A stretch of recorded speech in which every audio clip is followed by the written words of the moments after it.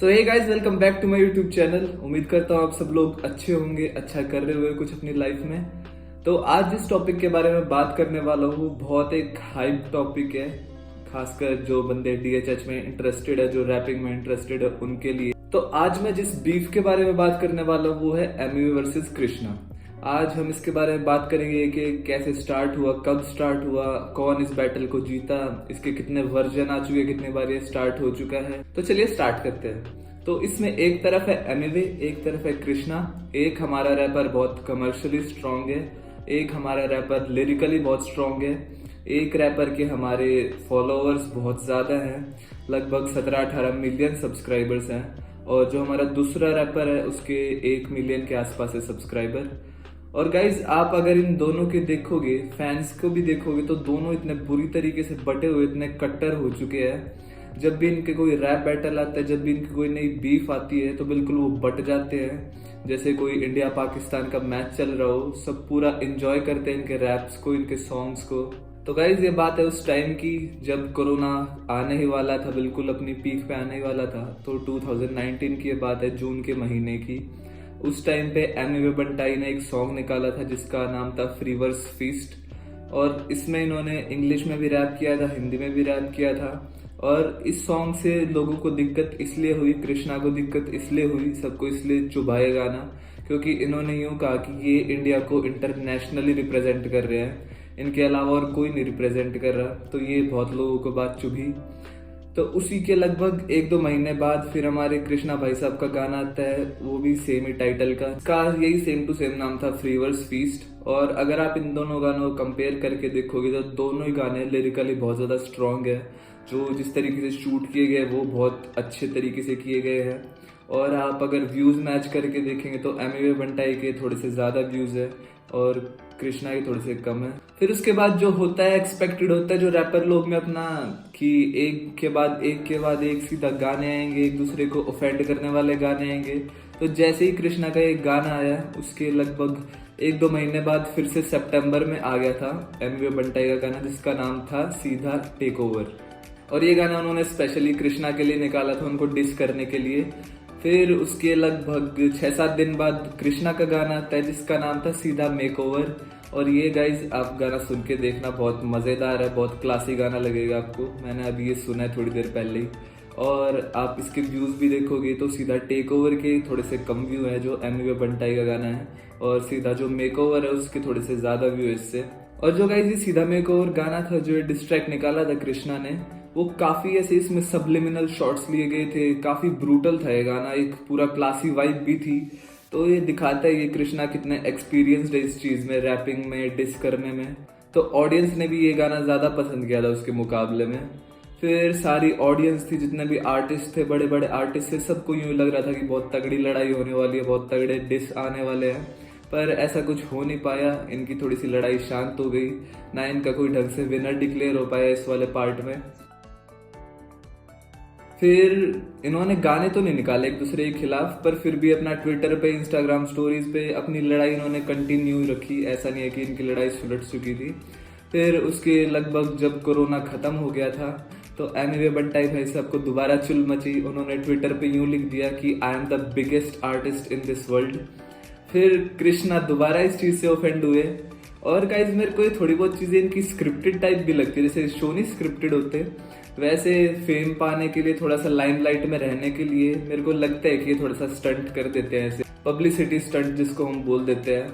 फिर जैसे ही कृष्णा का रिप्लाई आया इसके ऊपर, उनका ये रिप्लाई था ट्विटर के ऊपर कि I am the biggest artist in the girl. तो इससे बहुत ज्यादा ऑफेंड हुए फिर एमिवे बंटाई। फिर ट्विटर पे इनकी बहुत दिनों तक वॉर चली। फिर उसके बाद क्या होना था, सबको बहुत ज्यादा इंतजार था। जैसे कृष्णा ने रिप्लाई किया था उसको, तो सब जान चुके थे, सबको अंदाजा लग चुका था इनकी बीफ दोबारा चालू होने वाली है, जो 2 साल पहले थोड़ी सी शांत हो चुकी थी। फिर आ जाती है वो डेट जिसको आता है एमिवे के ऑफिशियल चैनल पे एक डिस ट्रैक कृष्णा के खिलाफ। तो इस ट्रैक का नाम था चुसंबा। और गाइज बहुत ब्रूटल था ये ट्रैक, बहुत अलग ही लेवल के इसमें वर्ड्स यूज किए गए थे, काफी डीप में जाके इनको एक तरीके से रोस्ट किया गया था। फिर उसके बाद अगले ही महीने कृष्णा का डिस ट्रैक आता है एमिवे बंटाई के लिए, जिसका नाम था लिल बंटी। और लिल बंटी मेरे को पर्सनली बहुत अच्छा लगा था। जिस तरीके से इसमें बीट्स यूज की गई थी, जिस तरीके से रेफरेंसेस यूज किए गए थे, जो इन्होंने स्टोरीज बताई थी, जो जो राज खोले थे, तो काफी अच्छा लगा था मेरे को लिल बंटी ट्रैक कृष्णा की तरफ से। फिर उसके लगभग 1 महीने के बाद दोबारा एमवीवी का ट्रैक आता है जिसका नाम था KRLODA साइन। तो एक तरीके से वो टाइटल में ही कृष्णा के डॉलर साइन को पोक कर रहे थे।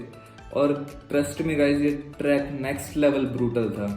अब्यूज लगा लो आप, रेफरेंसेस लगा लो, नेक्स्ट लेवल ब्रूटल था ये। मतलब हम जैसे नॉर्मल लोगों पे ऐसे डिस हो जाए तो सदमा ही लग जाएगा उनको, ऐसे इस तरीके से डिस आ रहे थे इनके लगातार। फिर सबको था बहुत बेसब्री से इंतजार कृष्णा के रिप्लाई का, वो कैसे रिप्लाई करेंगे इसको। और उनके ट्रैक का नाम होने वाला था मचाएंगे 4। और ट्रस्ट में गाइज ये उससे एक नेक्स्ट लेवल ऊपर गया था ट्रैक। और बहुत मेरे को जो इस पूरे बीफ का जो इनका 2.0 चला था उसका सबसे मेरा फेवरेट ट्रैक यही रहा था। रिपीट पे सुना था मैंने, लिटरली रिपीट पे सुना था ये गाना। इस वाले ट्रैक में कृष्णा ने बिल्कुल कसर नहीं छोड़ी थी, उनकी गर्लफ्रेंड तक चले गए थे, जो उनके पास्ट वाली चीजें थी उनको खोल के ला रहे थे। जो एमवे के पुराने गाने थे उनको बहुत मजाकिया तरीके से यूज करके दिखाया था। और जिस तरीके से, जिस क्लासी तरीके से लेते हैं एक दूसरे की, वो मेरे को सबसे अच्छी चीज लगती है। जिस तरीके से कृष्णा लेते हैं पूरी एक क्लासी वाइब आ जाती है आपको। डिस्ट्रैक्ट तो ये होते हैं पर एक गाना अगर इनको सोच के सुनोगे तो सुनते ही रह जाओगे, ऐसे गाने बनाते हैं। फिर जिस तरीके से आप सुनोगे आप अगर इस गाने को, तो बहुत ऑफेंसिव गाना थे। उनकी गर्लफ्रेंड के बारे में बोला गया था एमवी बंटाई के बारे में, तो बहुत ज्यादा ऑफेंड हुए थे वो। और इसलिए उन्होंने जल्दी से बना के अपना एक गाना जो जिसका नाम मचाएंगे 4 ही था, जो उसका रिप्लाई ट्रैक था, और उन्होंने अपने घर पे ही शूट कर लिया था ये गाना पूरे 2 दिन में ही। फिर वो गाना आया था और वो अलग ही लेवल का था। इतनी ज्यादा अब्यूजेस थी, इतने उनके वो फैमिली के ऊपर चले गए थे, उनकी माँ के बारे में बहुत भला बुरा बोला था। तो वो एक तो बहुत नेगेटिव सी बहुत ज्यादा वाइब दे रहा था वो। पहले तो ऐसा लग रहा था कि इनका एक हेल्दी बीफ चल रहा है, मतलब हाँ ऐसे अपनी लड़ाई कर रहे हैं, शब्दों से अपनी लड़ाई कर रहे हैं। पर जो एमवी बंटाई का मचाएंगे 4 आया था, जैसे कृष्णा के गानों में आपको थोड़ी सी क्लासी वाइब आती है, वैसी उस गाने में बिल्कुल नहीं आ रही थी। ऐसा लग रहा था पूरी भड़ास निकाली गई है अच्छे तरीके से। फिर आप अगर उस गाने के स्टैटिस्टिक्स चेक करोगे तो उस गाने में लाइक्स तो थे, बहुत अच्छे लाइक्स थे, सब उसको देख भी रहे थे। लगभग 5-6 लाइक आ गए थे उसमें जल्दी। पर आप अगर देखोगे डिसलाइक वाला सेक्शन तो वो भी बहुत ज्यादा थे, कम से कम 3-4 लाख डिसलाइक्स है उस गाने पे। तो गाइस प्रॉपर वजह तो मेरे को पता नहीं उस गाने के रिमूव करने की, पर एमवी बंटाई ने वो खुद ही रिमूव कर दिया था। फिर उसके अगले दिन उन्होंने निकाला था एक गाना thanks to the all haters, और वो गाना काफी अच्छा चला था उनका। फिर सब यही सोच रहे थे कि अब ये बीफ खत्म हो चुका है, कौन ये जीता है कौन नहीं जीता है। तो मेरे हिसाब से तो ये अपना अपना नजरिया है कौन ये जीता है कौन नहीं। मेरे हिसाब से पर्सनली मेरे को इसके विनर लगे कृष्णा, क्योंकि जिस तरीके से उन्होंने बैंड बजाई थी इसमें एमवी बंटाई की, अलग ही लेवल की थी वो। बाकी आप अगर किसी के भी फैन हैं इन दोनों में से तो आप भी कमेंट करके बताएं आपके हिसाब से वो वाला बीफ कौन जीता था जो अभी जुलाई अगस्त में चला था इन दोनों का। और गाइज एक और फन फैक्ट है इन दोनों के, थोड़ा सा जब बीफ चल रहा था उसके बीच में एक और प्राणी आए थे जिनका नाम था थारा भाई छुछुंदर। और वो अलग ही लेवल पे चल रहे थे अपना, मतलब पहले उन्होंने यूट्यूबर से अपना क्लाउड पाया, फिर वो आगे रैपर्स पे कि हाँ तुम गाली क्यों बक रहे हो, मैं तुम्हारे ऊपर डिस ट्रैक निकालूंगा। मतलब जैसे ये कृष्णा और एमवी अपने गानों में ये चीज यूज करते थे कि हाँ तुम्हारे अब्बू आ गए, तुम्हारे पापा आ गए। तो इस भाई साहब ने अपने एक डिस ट्रैक में निकाला कि तुम्हारे दादा आ गए, पोतो तुम्हारे दादा आ गए।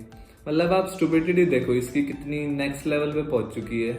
और स्टार्टिंग में आपको ये स्टुपिडिटी लगेगी, पर आप दिमाग लगा के सोचोगे ये बंदा ऐसे क्यों कर रहा है, क्या रीजन है इसके पीछे, तो आपको फिर वो चीज बेकार नहीं लगेगी बिल्कुल। आपको लगेगा कि हाँ पूरा सोचा समझा इसका एक प्लान है ये क्लाउड पाने के लिए। मतलब हर सेक्टर के बंदों को टारगेट करता है, जो जो पॉपुलर होते हैं ना उस टाइम पे, जैसे कैरी मिनाटी हो गया, थगेश वगैरह हो गए। तो पहले तो इसने उन लोगों को टारगेट किया जो रोस्ट करते थे। फिर ये आ गया रैपर्स पे, तो इनका बीफ चल रहा था उस टाइम पे, तो फिर ये अपनी स्टोरीज पे इनको टारगेट कर रहा है कि हाँ तुमने गाली बकी है, मैं तुमको डिस करूंगा, तुमसे अच्छा डिस निकालूंगा। और ट्रस्ट में गाइज आप लोग इसके गाने नहीं सुने तो अच्छा होगा, पूरे इंद्र देवता को ये माफ कर देगा। ऐसे ऐसे गाने निकाल रखे इसने, भूचाल, बवंडर, पता नहीं क्या क्या। तो यार थारा भाई जोगिंदर के लिए इतना ही बहुत है इस वीडियो में।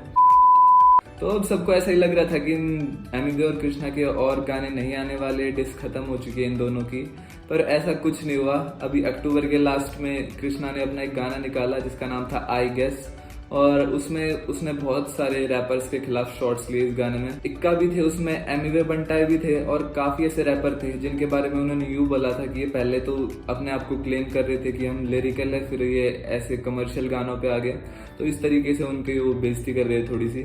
फिर उसी के लगभग 2 दिन बाद, आप सोच सकते हो 2 दिन बाद, 2 दिन में गाना, यार कैसे पॉसिबल है, पर अपने बंटाई है तो सब कुछ पॉसिबल है। पूरे 2 दिन में उन्होंने एक गाना निकाला और इस बार आप मानोगे नहीं, अलग ही लेवल का ये गाना था। मेरे को कृष्णा से ज्यादा ये वाला गाना अच्छा लगा उनका, जिसका नाम था गैस।